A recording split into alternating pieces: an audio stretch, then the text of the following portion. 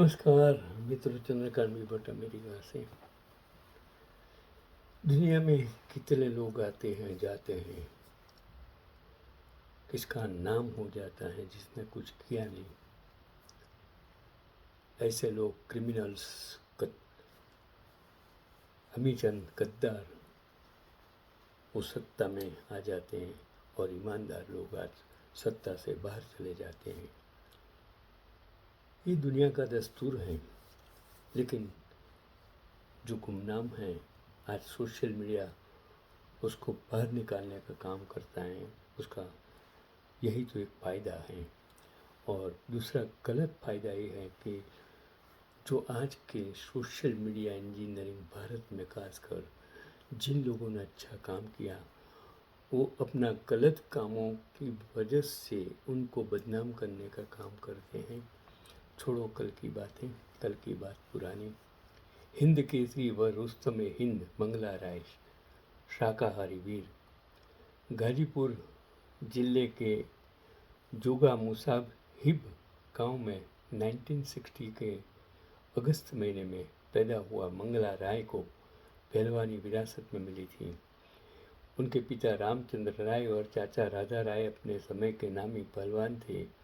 और बताया जाता है कि मंगला राय के शुरुआती दिन अभाव में बीते। पिता और चाचा रोजी रोटी की जुगाड़ में बर्मा चले गए। दोनों भाई वहाँ भी कुश्ती का रियाज किया करते थे और मंगला राय के चाचा राजा राव काफ़ी बेहतर पहलवान थे। उन्होंने ही मंगला को अखाड़े में दांव पेच सिखाना शुरू किया था। और मंगला राय बहुत ही मजबूत कद काठी के थे। उनका वजन 131 किलो था, जबकि लंबाई 6 फीट 3 इंच थी। वे रोज 4000 बैठकें और 2500 दंड लगाते थे। इसके बाद प्रतिदिन अखाड़े में 25 धुरंधर पहलवानों से 3 बार कुश्ती लड़ा करते थे।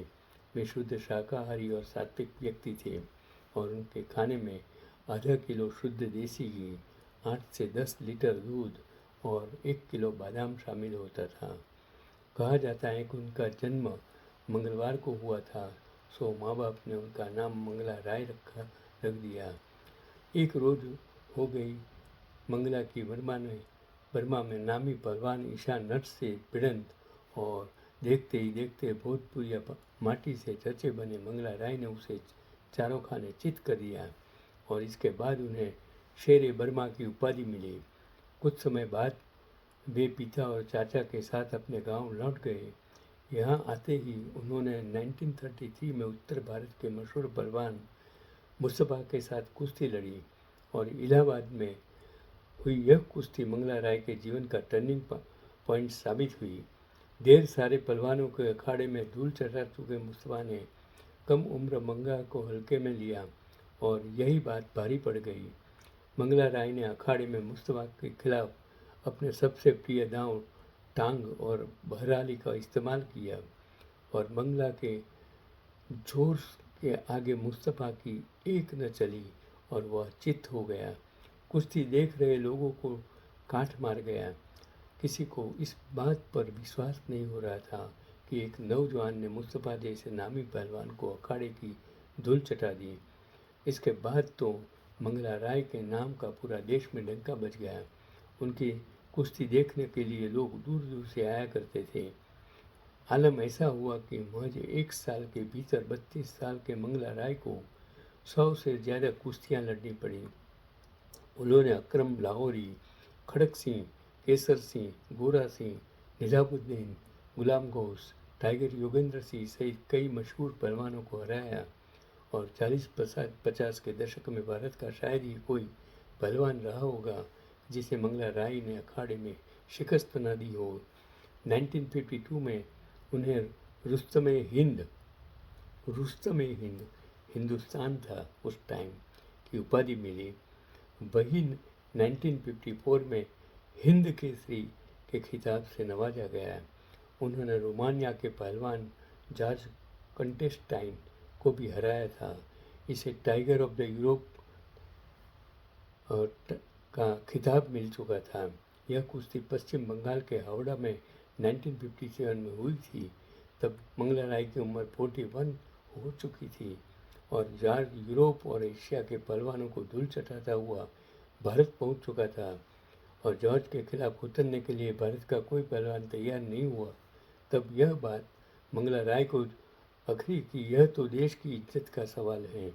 उन्होंने तपाक से जॉर्ज की चुनौती स्वीकार की और अखाड़े में उतर गए।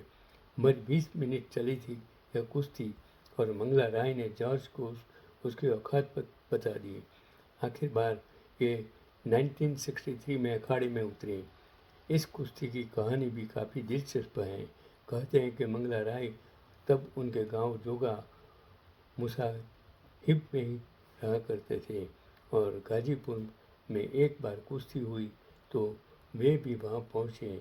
उस वक्त एक कलेक्टर था जिसने अखाड़े में खड़े पहलवान मेहरुद्दीन के खिलाफ मंगला राय को ललकार दिया, लेकिन उन्होंने ढलती उम्र का हवाला देते हुए लड़ने से इनकार कर दिया। कलेक्टर ने उनकी दुखती रग पर हाथ रखते हुए कुछ ऐसी बात कह दी जो वहाँ खड़े गाजीपुर के लोगों को लग गई। सबों ने मंगला राय से एक स्वर में कहा, बाबा लड़ जाए, ना तो गाजीपुर की इज्जत ना रही। इतनी बात सुनते ही बूढ़ी हो चली हड्डियों में जुम्बिश हुई और दुनिया के नामी गिरामी पहलवानों को धूल चटाने चुके मंगला राय लंगोट पर हो गए। अखाड़े में दांव पेच शुरू हुए। एक तरफ शबाब लिए मेहरुद्दीन की जवानी और दूसरी तरफ मंगला की बूढ़ी हो चली काया। बावजूद मंगला राय ने गाजीपुर वालों को निराश नहीं किया, अपनी माटी की लाज रख ली। यह कुश्ती ढाई हो गई। हालांकि उम्र में इस पड़ाव पर यही बहुत बड़ी बात थी कि मेहरुद्दीन उन्हें शिकस्त नहीं दे सका। गांव लौटने के बाद भी वे स्थिर नहीं रहे। उन्होंने गांव के विकास के लिए कई तरह के प्रयास किए। खुद शिक्षा से वंचित रह गए मंगला राय देश दुनिया घूमने के बाद शिक्षा का महत्व बखूबी समझ चुके थे। तभी तो उन्होंने गांव के लोगों को एकमत करके इंटरमीडिएट स्कूल खुलवाया, आसपास के युवकों को कुश्ती की कला सिखाई। उनके कई शिष्य भी नामी पहलवान हुए। इनमें सत्यनारायण राय, राम गोविंद राय, सुखदेव यादव, फूला यादव, राजाराम यादव, दुखरण झा, नत्था गुंगई, रामविलास राय, मथुरा राय वगैरह के नाम शामिल हैं। देश की मिट्टी से बेपनाह मोहब्बत करने वाले इस पहलवान ने 26 जून 1976 को अंतिम सांस ली। हर साल मंगला राय की जयंती और पुण्यतिथि पर उनके गांव में कुश्ती सहित अन्य समारोह को आयोजन किया जाता है। दुनिया में इसलिए जो पढ़े नहीं हैं वो लोग शिक्षा का महत्व समझते हैं।